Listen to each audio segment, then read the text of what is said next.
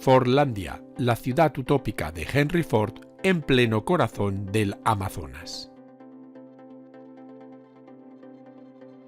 Todo el mundo conoce a Henry Ford, un empresario que fundó la famosa compañía automovilística que lleva su nombre. Se trata de una de las más antiguas del mundo y de las más importantes en la actualidad. Pues bien, este empresario polifacético fue famoso por presentar el modelo Ford T, un vehículo innovador con muchas novedades. Tenía el volante a la izquierda, posteriormente copiado por la gran mayoría de la competencia. Todo el motor y la transmisión iban cerrados, los 4 cilindros estaban encajados en un sólido bloque y la suspensión funcionaba mediante 2 muelles semielípticos. Pero lo más importante radicaba en que este automóvil era muy sencillo de conducir, muy barato y fácil de reparar, convirtiéndose así en el primer coche de masas. Además, Ford fue uno de los primeros en aplicar el concepto de producción por cadena de montaje, logrando la producción en masa y el abaratamiento de productos en la que cada trabajador ejercía una función específica. Este peculiar sistema llevaba aparejada la utilización de maquinaria especializada y un número elevado de trabajadores en plantilla, con salarios también muy altos. En 1914 llegó a ofrecer a sus trabajadores un salario de $5 al día, más del doble de lo que la competencia pagaba a sus empleados. Esta táctica le resultó inmensamente provechosa cuando los mejores mecánicos de Detroit comenzaron a cambiarse a la empresa Ford, trayendo con ellos su capital humano y experiencia e incrementando la productividad y reduciendo así los costos de formación. Ford lo denominó motivación salarial. Su filosofía en cuanto a economía internacional era la de independencia económica de los Estados Unidos, y su planta del río Rouge en Michigan se convertiría en el mayor complejo industrial del mundo, capaz incluso de producir su propio acero. Rápidamente abrió más plantas en el Reino Unido, Alemania, Canadá, Australia, India y Francia, y para 1929 tenía distribuidores en los 5 continentes. En resumidas cuentas, que su objetivo era fabricar un vehículo desde el comienzo sin depender del comercio exterior. Esto le llevó en 1928 a poner en marcha un plan para garantizar su propia producción de caucho, material que utilizaba en la fabricación de neumáticos y autopartes como mangueras, válvulas y tapones. Si se tienen en cuenta los cientos de miles de vehículos que salían anualmente de sus fábricas y los multiplicamos por 5 ruedas que tiene cada coche, podemos hacernos idea del consumo de caucho y de la importancia de hacer una fábrica de este material en medio de la selva brasileña. Por tanto, decidió establecer 20.000 hectáreas de cultivo del árbol del caucho cuya producción satisfaría su demanda y rompería el monopolio británico y holandés originado por las plantaciones en el sudeste asiático, principalmente en Malasia, controlando así todo el proceso de producción. La plantación estaría ubicada en plena selva amazónica de donde es originaria esa especie, y más concretamente en el río Tapajós, a miles de kilómetros de la civilización. En varias embarcaciones llegaron muebles y materiales de construcción, y después se fueron abriendo caminos de concreto iluminados por lámparas, y en medio de todo ello, casas prefabricadas en Michigan le daban forma a la Villa Americana, el lugar que el empresario creó exclusivamente para que residieran los empleados estadounidenses de la compañía.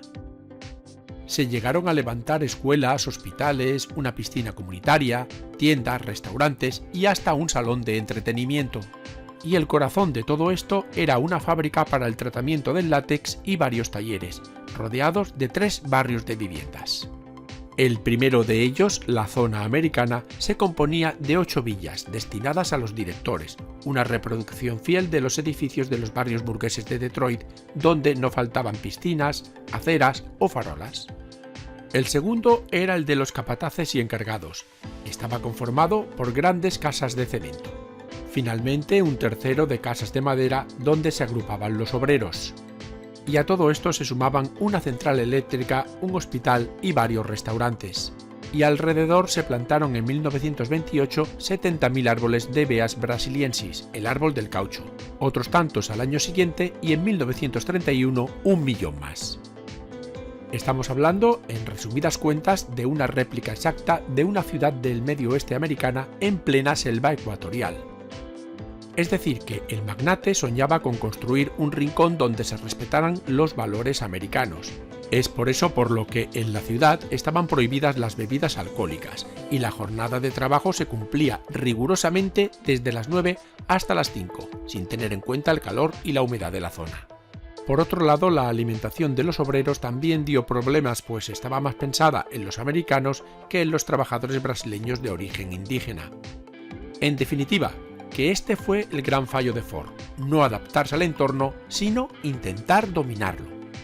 Otros datos anecdóticos es que en los días y horas de descanso los habitantes de Fordlandia se dedicaban a la jardinería, al golf y a bailar música country. Henry Ford instauró en su ciudad el mismo salario mínimo y la semana de 48 horas que se aplicaba en los Estados Unidos. Y cada 6 meses tenían unas vacaciones de 20 días y todos los años un mes de vacaciones pagadas. Había puesto en marcha una organización social revolucionaria en su momento.